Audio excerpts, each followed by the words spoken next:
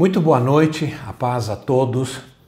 É bom ter vocês aqui de novo, mais uma vez para juntos estudarmos a palavra de Deus. Eu quero dar um aviso importante para vocês.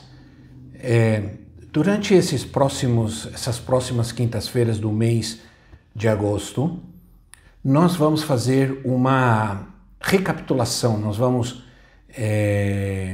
passar outra vez alguns estudos que nós fizemos tempos atrás. São temas bastante importantes, temas encorajadores, que fortalecem a nossa fé, que nos dão força, que nos dão esperança, confiança, que eu creio que vale a pena ver de novo. Por que nós vamos fazer isso? Porque nós vamos nos preparar para ter todas as quintas-feiras este culto, esta reunião presencial. Um culto de libertação, culto de unção, de poder, de cura. E por que não também de palavra, que é sempre muito importante para nós. Então eu quero dizer para vocês que em setembro nós começaremos, já que no meio de agosto já vamos ter a liberação, né, de ocupação do local. Nós vamos ter mais nenhum tipo de restrição de ocupação do lugar a partir do dia 17 de agosto. Então, em função disso, nós vamos nos preparar para realizar esse culto de quinta-feira aqui na semana presencial na igreja. Então, só queria informar isso. Não, pediria a você que ficasse, que permanecesse, que ouvisse, recebesse. São temas que vale a pena você ouvir. Se você não ouviu, vale a pena ouvir. Se você já ouviu, ouvir de novo, aprender, ser confortado, ser abençoado pela palavra de Deus. Também espero você no domingo, no culto da manhã às 10 e no culto das 18 horas. Que Deus abençoe a sua vida. Fica na paz. Seguindo com o nosso tema, vencendo em tempos de crise. Hoje eu quero falar com vocês sobre princípios para vencer na crise. Vamos abrir nossas Bíblias em Evangelho de João, capítulo 6, do versículo 1 ao versículo 14, nós vamos ler. É um texto muito querido, muito conhecido e muito querido nosso. É um texto de um grande milagre do Senhor Jesus, que certamente tem muito o que nos ensinar nesta manhã. Diz assim, João capítulo 6, do versículo 1 ao versículo 14. Algum tempo depois, Jesus partiu para outra margem do mar da Galileia, ou seja, do mar de Tiberíades, e grande multidão continuava a segui-lo, porque vira os sinais miraculosos que ele tinha realizado nos doentes. Então Jesus subiu ao monte e sentou-se com seus discípulos, e estava próxima a festa judaica da Páscoa. Levantando os olhos e vendo uma grande multidão que se aproximava, Jesus disse a Felipe: onde compraremos pão para esse povo comer? Fez essa pergunta apenas para pô-lo à prova, pois já tinha em mente o que ia fazer. Felipe lhe respondeu: 200 denários não comprariam pão suficiente para que cada um recebesse um pedaço. Outro discípulo, André, irmão de Simão Pedro, tomou a palavra. Aqui está um rapaz com 5 pães de cevada e 2 peixinhos. Mas o que é isto para tanta gente? Disse Jesus: mandem o povo assentar-se. Havia muita grama naquele lugar e todos se assentaram. Era cerca de 5.000 homens. Então Jesus tomou os pães, deu graças e os repartiu entre os que estavam assentados, tanto quanto queriam, e fez o mesmo com os peixes. Depois de todos receberem o suficiente para comer, disse aos seus discípulos: ajuntem os pedaços que sobraram, que nada seja desperdiçado. Então eles os ajuntaram e encheram 12 cestos com os pedaços dos 5 pães de cevada deixados por aqueles que tinham comido. Depois de ver o sinal miraculoso que Jesus tinha realizado, o povo começou a dizer: sem dúvida, este é o profeta que devia vir ao mundo. Graças ao Senhor pela sua palavra. Que interessante que Jesus outra vez sobe ao monte. Quantas coisas maravilhosas ocorreram no monte. No Antigo Testamento, a lei veio no monte. Não é verdade? Quando Deus se manifestou no monte, Jesus entregou a sua vida no monte. E muitas vezes Jesus subiu ao monte para poder ministrar, para poder falar, para poder trazer a sua palavra. Eu quero dizer a vocês que esse é o momento de nós espiritualmente subirmos ao monte com Jesus e ouvirmos atentamente a sua palavra. Sabe por quê?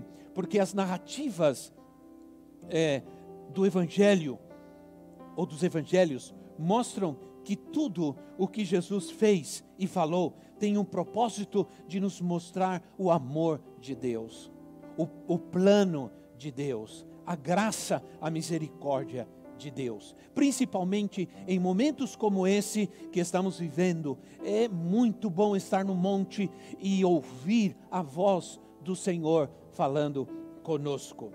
A grande maioria das crises surge por causa de uma necessidade. Não é uma crise que traz a necessidade. Graças a Deus por isso. Mas é a necessidade que muitas vezes gera uma crise. É possível ficar firme e manter a alegria, manter a paz num momento de crise? Sim, é possível. É possível guardar nosso coração, nossa mente, ter paz, ter segurança em momentos difíceis e em momentos de crise? Sim, é possível. Ora, o que é difícil muitas vezes é quando começa a faltar. Aí fica difícil. Quando começa a faltar emprego, quando começa a faltar comida, as contas se acumulam. É uma situação que realmente pode desencadear uma crise. Por isso, a palavra de Deus não isenta o cristão da crise, mas promete a provisão em tempos de necessidade. Sempre há uma promessa diante de você em tempos de necessidade. Em tempos de necessidade, sempre a presença do Senhor vai fazer toda a diferença. Por isso, a palavra de Deus diz lá em Filipenses capítulo 4, no versículo 19. Outra passagem, outro texto muito querido nosso, do povo de Deus. O meu Deus suprirá todas as necessidades de vocês, de acordo com as suas gloriosas riquezas em Cristo Jesus.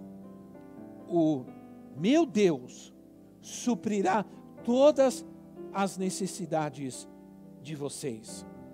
Deus promete suprir nossas necessidades e estar conosco nos momentos de crises que nós passamos, que nós vivemos. Esse texto que nós lemos fala de um momento de necessidade que poderia gerar uma grande crise. O povo não tinha o que comer. Os discípulos não tinham o que dar para o povo comer. É quando a falta começa a gerar a necessidade que a crise vem. Realmente. Então, minha gente, o povo não tinha o que comer, os discípulos não tinham o que dar. A solução desta ameaça de crise é dada por Jesus. Quando nós lemos esse texto, nós vamos ver princípios claros de como podemos vencer nos momentos de crises, como podemos passar pelos momentos difíceis e de crise. Vamos juntos ver isso. primeiro lugar, no versículo 5 e no versículo 6, se você estiver me acompanhando com a sua Bíblia, você vai ver um princípio aí, que é o entenda o propósito de Deus na crise. Entenda o propósito de Deus na crise. Jesus sabia já o que ele ia fazer.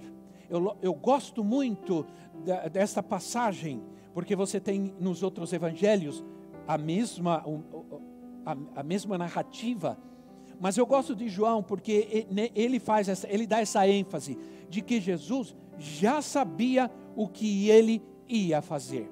Você precisa saber que o Senhor já sabe, o Senhor já tem um propósito e um plano para a sua vida. Ele já sabe o que vai fazer na sua vida. Você precisa descansar na certeza de que Deus sabe o que vai fazer contigo, que Deus tem esse propósito, esse plano para a sua vida. Se você ler Jeremias, capítulo 29, versículo 11, você vai ver isso.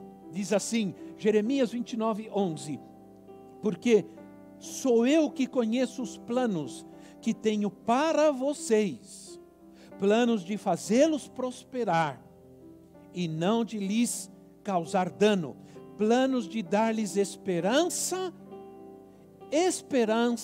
e um futuro. Ele já tem os seus planos. Ele chama um dos seus discípulos, Felipe, e lhe faz uma pergunta: onde compraremos pão para este povo comer? Ele faz isso, diz o texto, para pô-lo à prova. Para pô-lo à prova. Ora, ele fez isso naquele momento, mostrando que humanamente não havia solução para o que estava acontecendo. Interessante que nem monetariamente, porque eles não tinham os recursos, mas mesmo que tivessem os recursos, não tinha onde comprar alimento, não tinha onde comprar pão. Ora,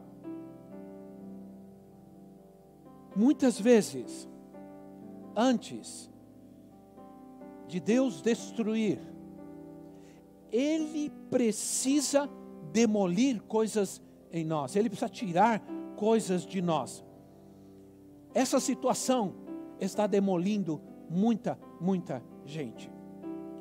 Pessoas inteiras estão se desfazendo em si mesmas, em seus conceitos, em seus pré-conceitos.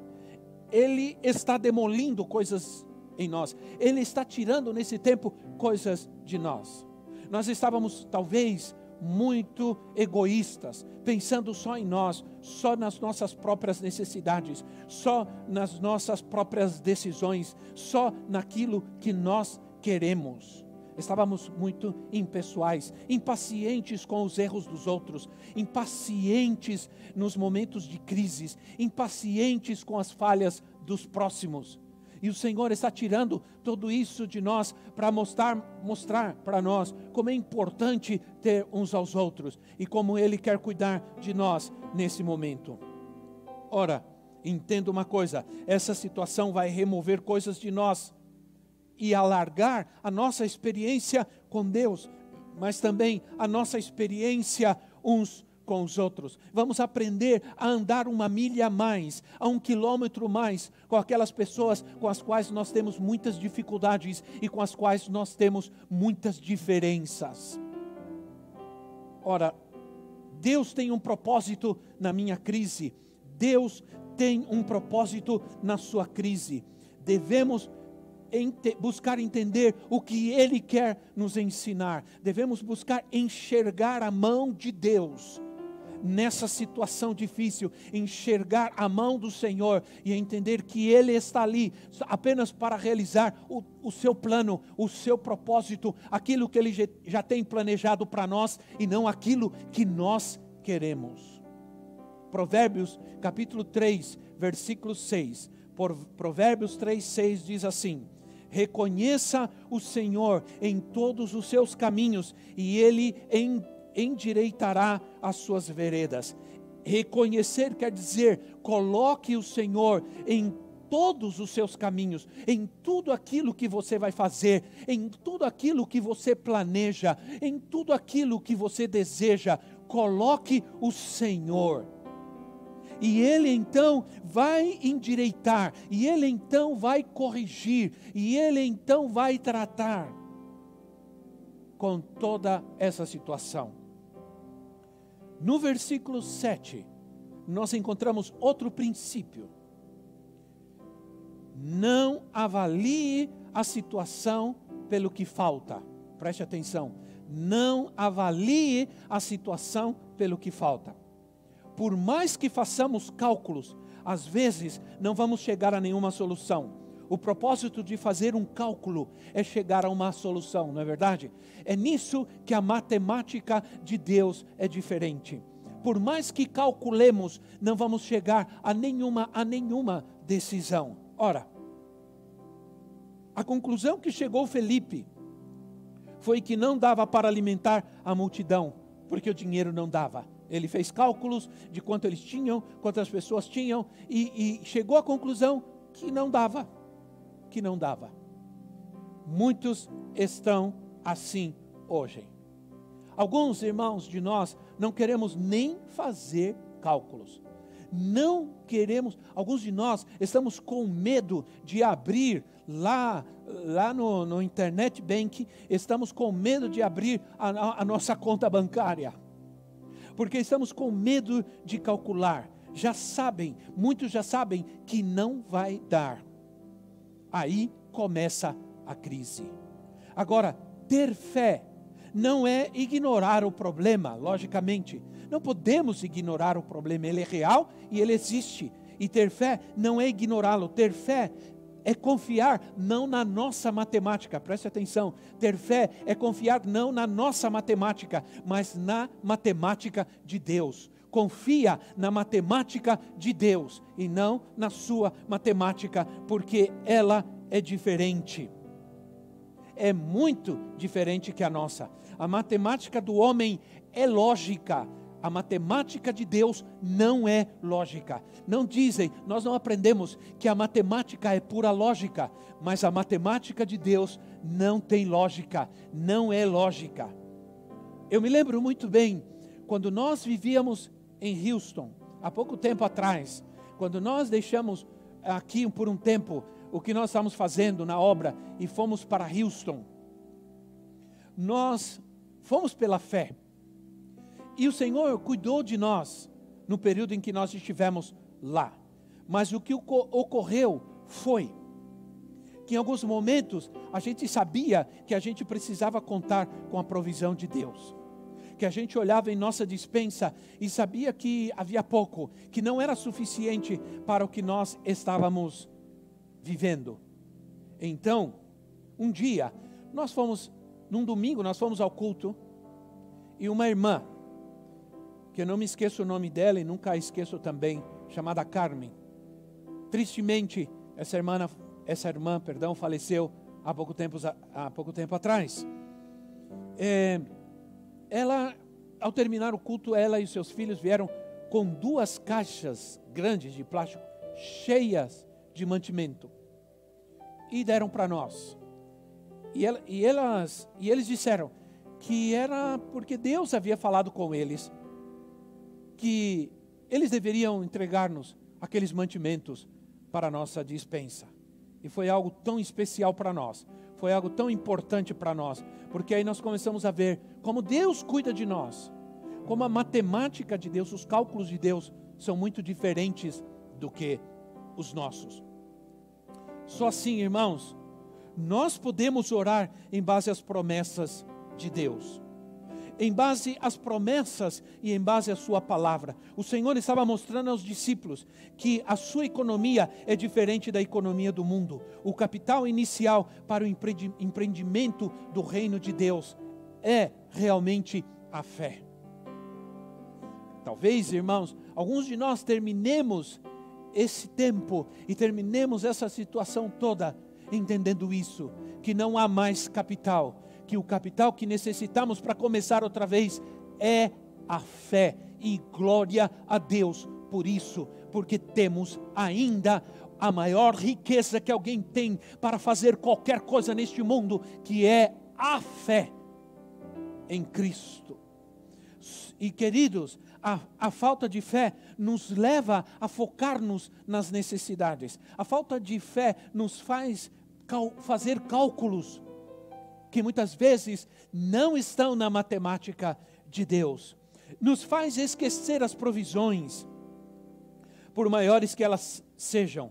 Foi assim que o povo de Deus, o povo de Israel, foi rapidamente se esquecendo do que Deus tinha feito, quando se deparavam principalmente com as necessidades. É terrível quando nós temos necessidades, porque as necessidades geram uma crise de fé também, geram uma crise de confiança em Deus, porque as necessidades nos faz focar-nos no que falta e não na provisão que é certa para nós, que é do Senhor para a nossa vida. Terceiro princípio, nós encontramos no versículo 8 e no versículo 9. Encontramos o terceiro princípio para se vencer em tempos de crise. Avalie a situação pelo que você tem e não pelo que você não tem. Avalie a situação pelo que você tem. Versículo 8 e versículo 9. Tudo que temos são 5 pães e 2 peixes. É tudo o que nós temos. Não menospreze o que você tem às suas mãos. Deus ama multiplicar. Muito mais do que somar, Deus ama multiplicar. Mas, mesmo a soma e a multiplicação exige algo. Se você multiplicar nada, zero, multiplicar nada, vai dar nada. Se você somar 0 mais 0, dá nada. Sempre vai ser assim, sempre. Por isso, é muito importante entender que a multiplicação exige algo. Você precisa ter alguma coisa. E pelo que nós entendemos dessa passagem, não precisa ser muito. Nada multiplicado por nada é nada. Realmente, tudo que Deus necessita é o que nós temos. Quantos de vocês se lembram da passagem de Eliseu e a viúva? Deus disse ao profeta Eliseu: vai para uma cidade de Sarepta. Vai para uma cidade chamada Sarepta. E lá você vai encontrar uma viúva que vai lhe dar alimento, que vai te alimentar. Ora, Eliseu obedeceu e foi. Quando ele chegou lá, encontrou uma mulher pegando gravetos, colhendo gravetos. Ora, quando ele se aproximou dessa mulher, eu creio que ele percebeu toda a situação. Ele disse: mulher, dá-me um pão, dá-me alimento, porque Deus tinha falado. E ela disse: eu não tenho nada, eu só tenho um pouco de farinha, um pouco de azeite, e eu vou agora fazer um bolo pequeno para mim e para o meu filho, vamos comer e vamos morrer, porque não temos mais nada. Era um tempo terrível de crise, não havia alimento, não havia nada.